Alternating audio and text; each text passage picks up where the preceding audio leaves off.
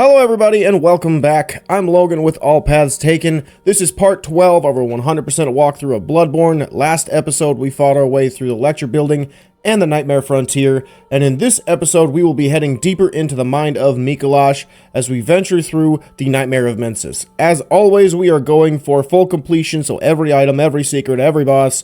So grab your weapon of choice and let's continue the hunt. So we have to start from the lecture building on the second floor.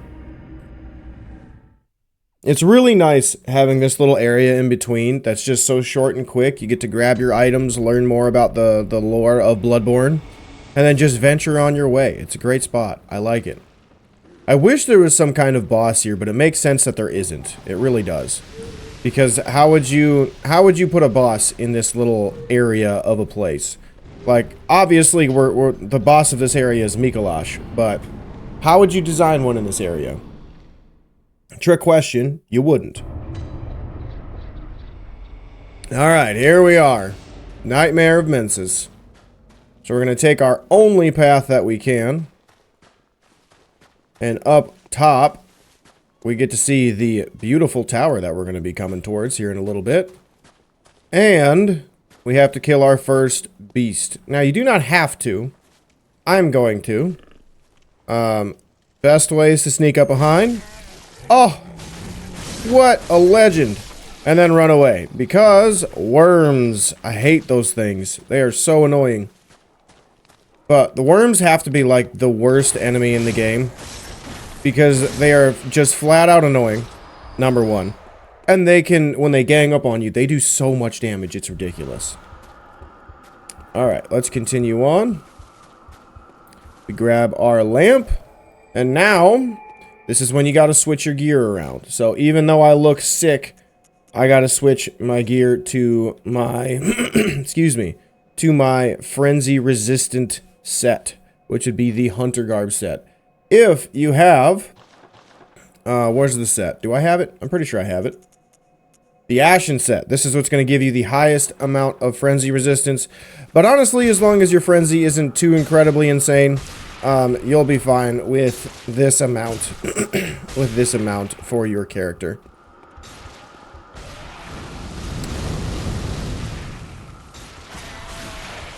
Ow. Ow. Ow. Whoops. If you can't tell, I'm a little rusty. I've been playing a lot of Night Rain with the girlfriend, so I'm a little rusty. I blame her. I blame her. I've also been doing a little bit of Zelda. Breath of the Wild. Fun game. Polar opposite of Bloodborne. Polar opposite. Alright, so now you can kill these guys, and that's one of the things I was trying to showcase. The words just weren't coming out. You can kill these guys one-on-one. Honestly, you don't need to, because they're just here to try to get you to get the brain up there to shoot the frenzy stuff on you and make you go crazy. So, honestly, let's just run past them. We grab the item that we need in this little area. So, we're just going to sprint. We are just going to sprint as far as we can. That guy's going to eventually follow us. We're going to grab that cold blood. Now we can heal. And we're going to run all the way through these double doors to get some of the aggro lessened. And then we will make our way back the way we came in the Nightmare of Mensis. And let me guess, I got a couple of people coming at me. Oh, one of them actually left me alone. Sweet. So, oftentimes, one of those silverback guys will end up following you. Oh, hey, a Yeti. That's not the guy I was talking about. Ouch. Everything's so mean. So what that noise is, as annoying as it is the enemy that we alerted walking back to its spot, and now you can see it taking frenzy damage over there until it hides behind a statue. Kind of annoying, I know. But it's nice that the game will take it out, so I don't have to. And that's if it doesn't make it back to its spot fast enough. Alright, so we killed those two guys. Then we're going to come around the corner over here for more bloodstone chunks. And then we have a couple guys over here. Ah, see, there we go. Dead. Easy peasy. And then we got a couple guys over here to kill. Again, just avoid the big rocks. Feels like it's a straightforward answer. You can parry these dudes and visceral attack. And then we can grab another chunk. Oh, well, he just wanted to be buried early, I guess. Didn't want to wait for a funeral. Alright. Now we got one more guy over here.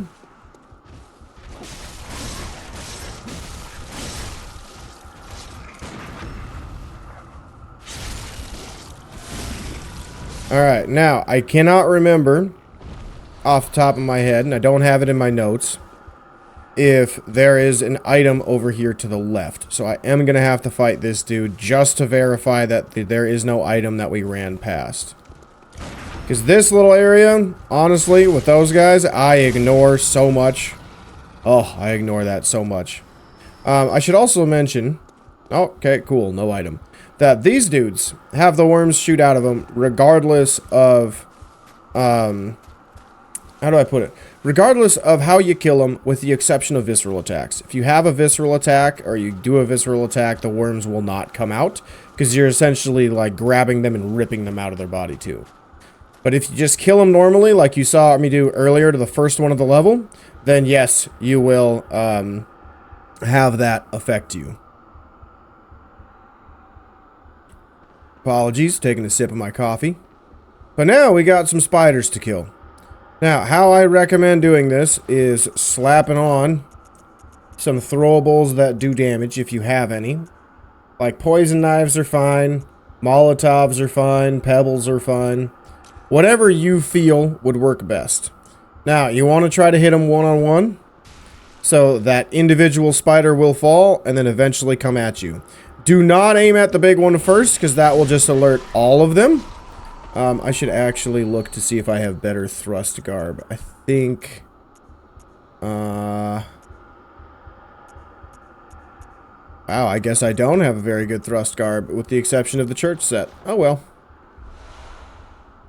That's fine. Don't shoot. If you shoot your bullets, all of them will fall. So you gotta kind of stealth them with your knives and your pebbles. At some point, though, all of them will start falling down, but it's best to try to kill some of them at the start so you don't have to worry about it too much. Alright, I think it's Big Boy's time, because he's the closest. Yeah, so he comes down. Yes, he can hit you through the walls. It's not that big of a deal if he does. You just got to be careful. Because he will eventually hit you through the wall. But we're going to use the similar strategy that we used when trying to kill those hunters. Where'd he go? So, similar strategies we tried to use those hunters in Yargul, where we're going to fight him through the wall. Ow. What? I hit triangle. Don't lie to me. There we go. Alright. Now, you have a couple more spiders to kill.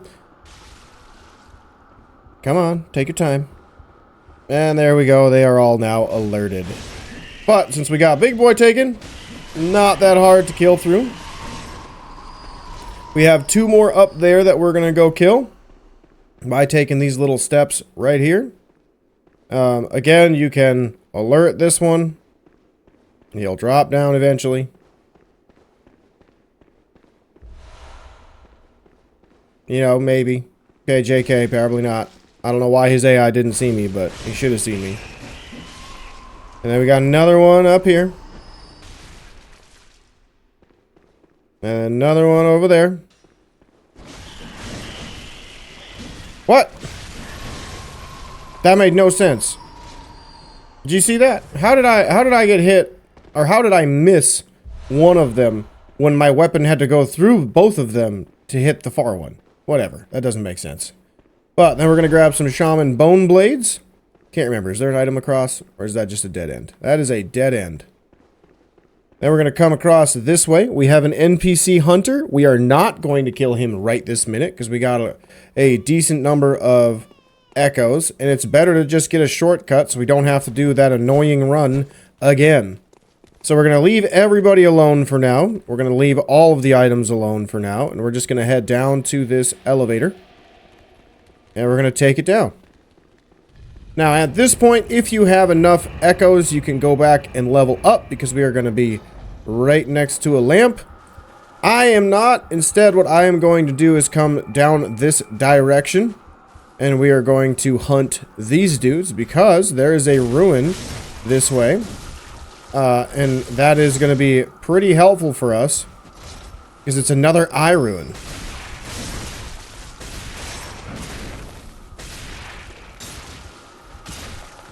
Okay, calm down, calm down, calm down.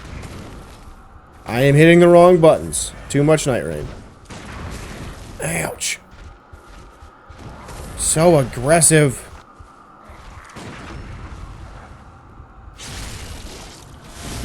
Oh, hello, rock. Well, that shouldn't count. What a cheater.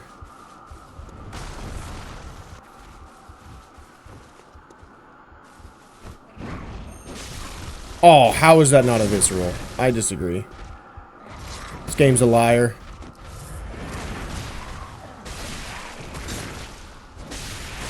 Alright, there we go. Now we get the eye ruin. So all we did was make a big lap.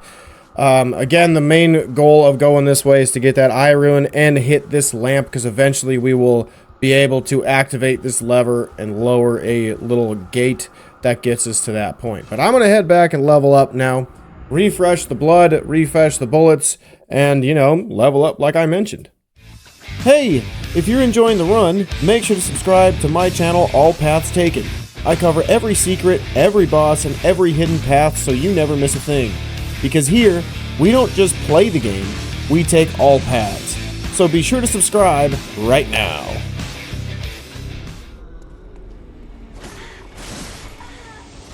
Alright. Channel blood. 37 health. Is there anything I want to switch? Got that up. Blood gems. Ooh, cursed. Ooh. Ooh, that's a very lucky drop. Heck yeah. So, if you ever get a cursed tempered blood gem from the Winter Lanterns, there are some excellent ones you can try to kill from the DLC on your way to get the blood rock in that location, and I'll bring this up again then. The best gems are the ones that have durability down of your weapon and increased stamina cost. Those are the two best negative effects which make them cursed. The worst ones are the ones that say drain health, like depletes health after X amount of time, right? That's the type of stuff that you should be avoiding, because all it's going to do is just drain your health bar for like the rest of the fight while you are going through the game, if that makes sense. So it's not ideal to use that. Then like the weapon durability down, oh no, I just have to come in and repair my weapon a little bit. So not that big of a deal. Definitely a better situation of getting weapon durability down or increased stamina cost. Because if you have leveled up your stamina because you're using a strength weapon, then you got more than enough stamina by now. You probably have 25-30 stamina, you probably have a boatload of health. You probably have a boatload of damage in general. So that gem's just going to help you out in every way. And like durability down, oh no, that's terrible. I have to go back and spend 50 bucks to fix my thing instead of like 2,000 to what it could be if it breaks. And by this time, when you get these gems, you're going to be at the end of the game when you're going to have so much damage and so much echoes, it's not going to matter. But we're going to sneak up to this dude and backstab him. Ooh, claw marks. Ooh, claw marks. That was wonderful. That was wonderful. Oh, God, if I could... if I had the Elden Ring teabag, I would be teabagging right now. If you don't know what Elden Ring teabagging means, if you don't know what teabagging means, you never grew up playing COD. That's all I can say about that. But for me, when I play Elden Ring, or even... Yeah, Elden Ring, because I don't think they have it in Night Rain anymore. If they do, I've never tried it. But you can, like... crawl or stealthily be in stealth mode if you crouch. And if you just crouch really fast, looks like you're teabagging. It's pretty fun. I call it victory dance in Elden Ring. And they kind of have the same thing in Monster Hunter Wilds too, which I thoroughly enjoy. I think that's so fun.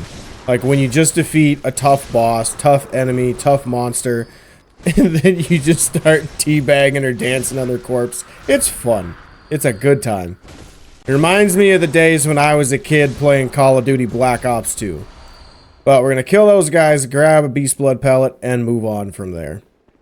But those were the days where you could say whatever you wanted in a lobby and basically have zero consequences. Now, we got to kill all of these guys because eventually if we get too far in... they will become hostile, otherwise they are pretty passive, as you guys have seen. But we're going to kill these dudes fairly quickly. Then we got to go this way to get a blue elixir. Beauty. Now, I want to look at those gems that I got, because I very rarely get those, and I got 2 of them. Ooh, rapid poison. That's pretty good for the Chikage. Cool. So if you're playing Chikage, kill those guys to get that gem. That will help you delete bosses way faster. What rapid poison is basically bleed in Elden Ring or Dark Souls. So we're going to parry that big lady. She does not stagger very often from trick attacks, so hitting her with that is a good plan. Then we have a couple of enemies to kill. A couple of them are right on the other side of the pillars here.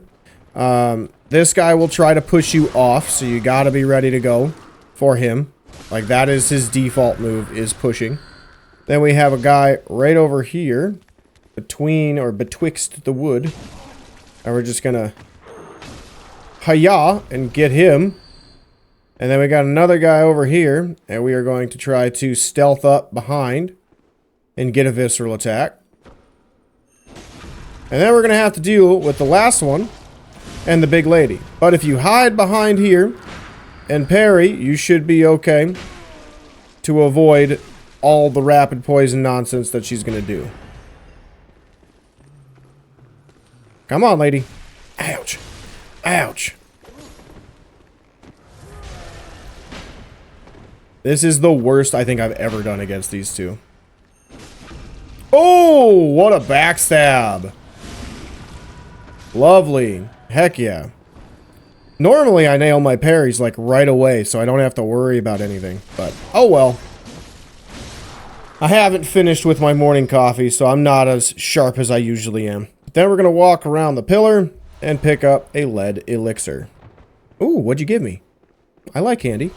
Ooh, another dirty damp blood gem. That's sweet. Alright, then let's head up the elevator. Now, you want to send the elevator back down just in case, because there are a ton of dogs and crows in this little section. And yes, shamelessly, I will say, I have died to them. Alright. Walk up, kill the bird dog nightmares. And then we're going to come up these stairs and take a hard right. And then we're going to run and... whoop, okay. Never mind. I think it's just a roll off. I can't remember though. Let's try it. And then we got to just... hi-ya! Roll into it. Kill the other dog that is there. And then we get a pretty decent gem. So this gem is pretty solid. As I believe it's like 12% up on attack or something like that. It is pretty useful before the Micolash fight. Then literally after the Micolash fight, we get the next 2 best blood gems in the game. And that's all you're going to use. So from here, grab the shortcut. And this will drop down right to the lamp that we came out of. And then we're going to come down here to kill a couple more dogs. And we're going to grab another chunk.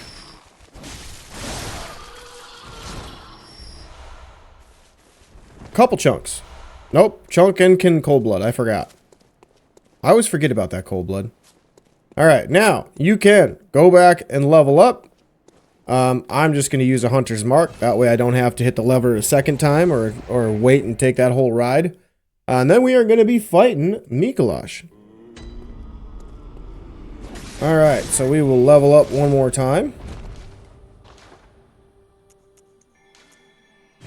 And then we're going to go repair the weapon since we have weapon durability down. Yeah, 866. Oh no, how terrible.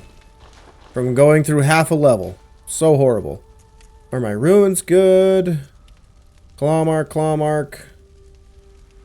Beast. Yeah, that'll be fine. Then what was the other thing that I needed to do? Blood gem. That's what it was. Blood gem. Yep, blood gem. I remembered. I definitely didn't just say it and then immediately forget. But we're going to slap this boy on. So we get 12.6% and rally potential.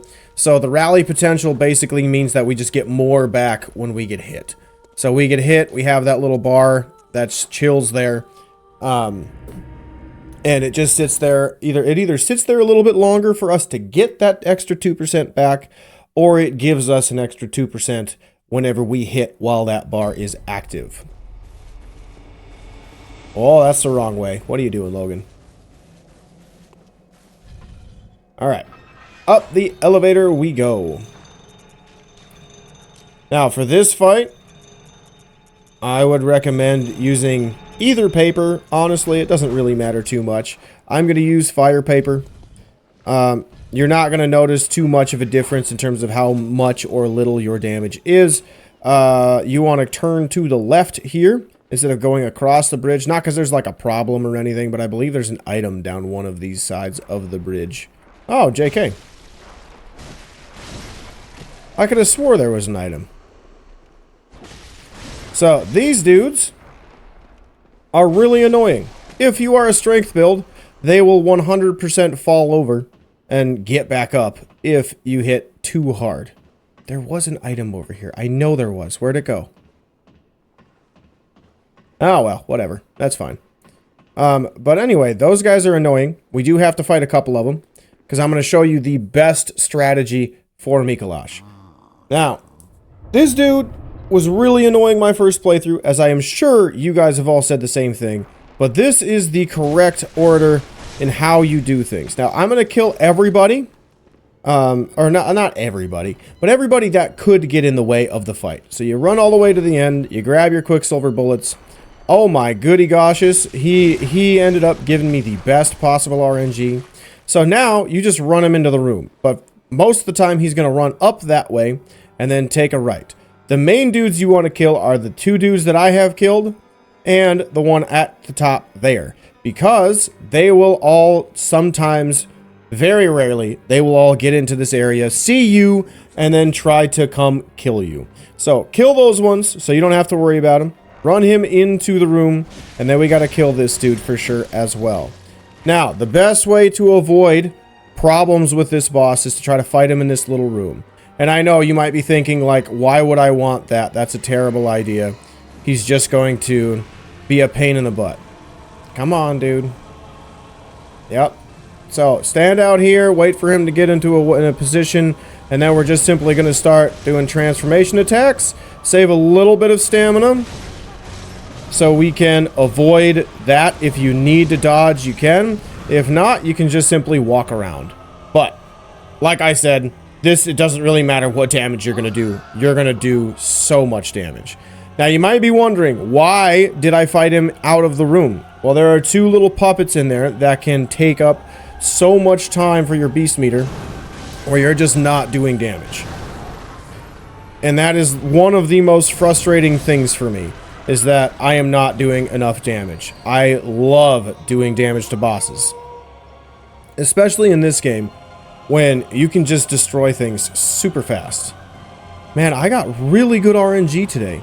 That's wonderful. Hopefully I don't blow it. But we're going to grab the Frenzy Cold Blood. Normally, he just keeps running up the stairs, and there's a mirror over there to the left, and he ends up going into that spot. So, here's how we're going to try to do this. Again, if you're a skilled hunter, you can try to keep him out of that room to fight him essentially without having to do the extra run around of figuring out where to go. So I'm going to try to show you what this looks like. Again, not the best at this. I get this about 50% of the time. But you're going to stand about where I'm at, and we're going to roll and attack. Then we're going to dash into the doorway. Now, his RNG is broken because all he wants to do is go into that room. So you can just fight him out here.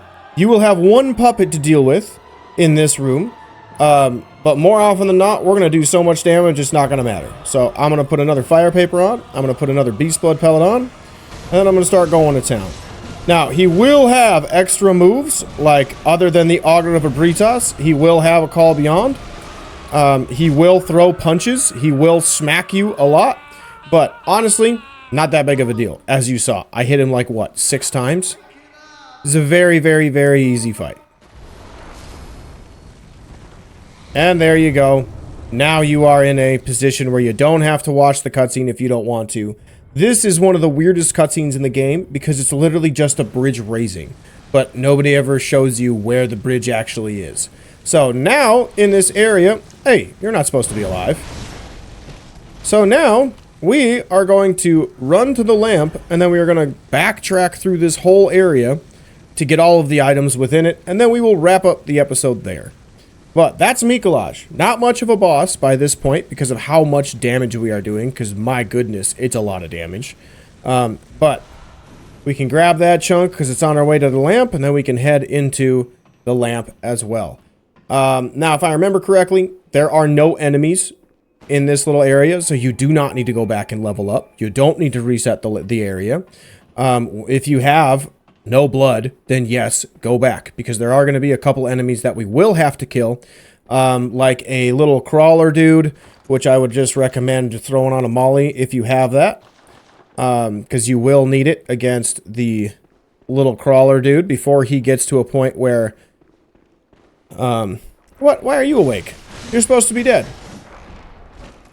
What? Why are you all awake? This is weird. That's not supposed to happen.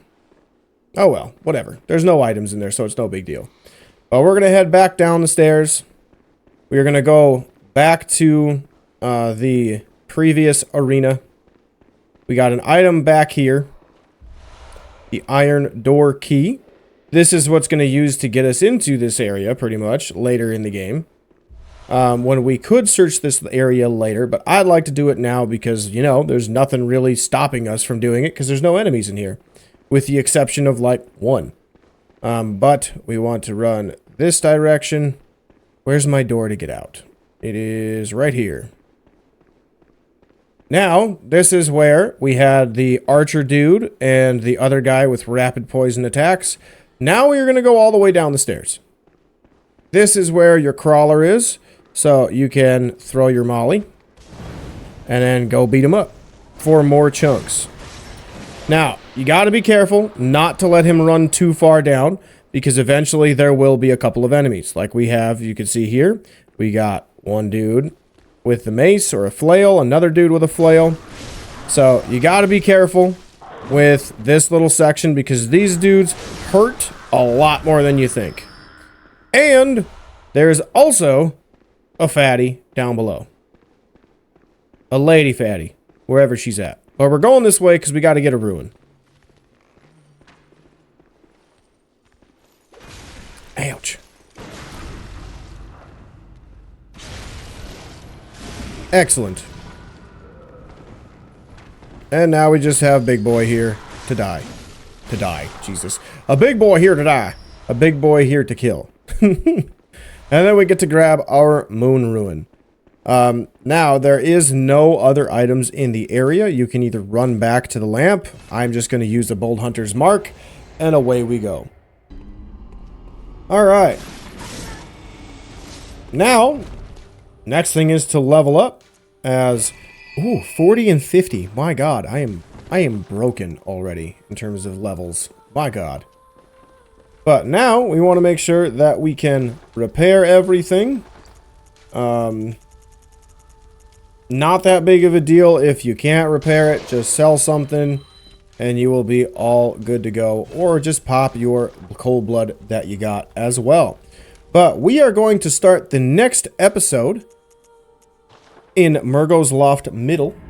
And we will be pretty much finishing up the main game in the next episode. Because we really only have 2 to 4 bosses left. But the last 2 bosses are going to be after the DLC. Because I was debating whether or not we should fight Gehrman and Moon Presence, the 2 final bosses of the game, in the base game playthrough, or if we should wait till after the DLC is done. Because you can use the Bold Hunter's Marks once you kill the Moon Presence and you see Nightmare slain. You use one of these and you can get out with your like 2 million echoes and level up that way. However, not everybody's good at it. I know when I tried it my first time, I went into New Game Plus, because that's the unfortunate thing about Bloodborne sometimes is if you're slow, you get put into New Game Plus, then you got to go do everything else on top of the things that you didn't do as well. So we're not going to do that because I know not everybody is quick enough on pulling the trigger. So we're going to fight Wet Nurse, then we're going to basically kill Ebritas, who's our last boss of the game. And then we're going to go into the DLC. So we have a lot of stuff to get done in the next episode, and I will see you guys there. Have a great day, everybody.